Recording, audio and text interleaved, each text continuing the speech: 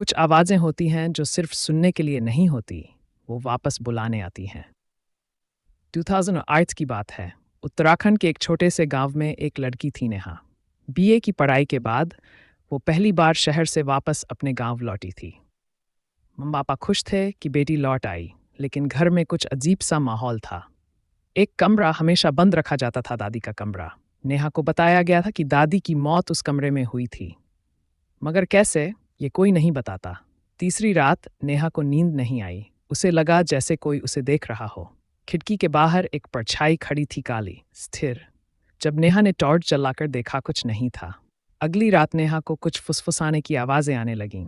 नेहा, नेहा, नेहा ने पूछा, माँ आपको कुछ सुनाई देता है?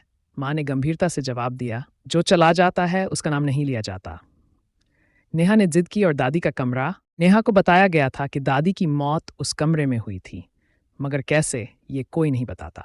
तीसरी रात नेहा को नींद नहीं आई। उसे लगा जैसे कोई उसे देख रहा हो।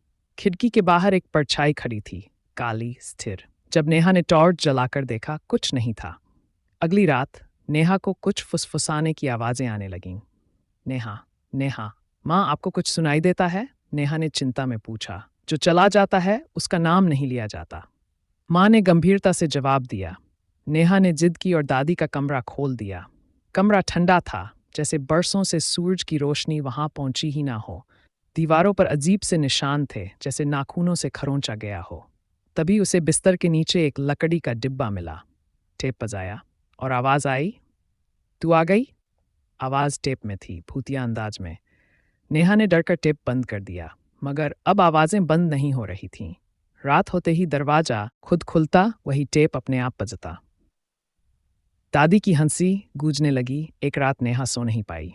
जैसे ही उसने आंखें बंद की, किसी ने धीरे से उसके कान में कहा, तेरा नंबर है अब, मैं लौट आई हूं। एक धमकी भरी फुसफुसाहट थी जो नेहा के कान में आई। दरवाजा जोर से खुला। दादी खड़ी थी, सफ़ेद आंखें, बिना पलक झपकाए। नेहा चीख नहीं सकी। गला जैसे किसी ने दबा दिया हो।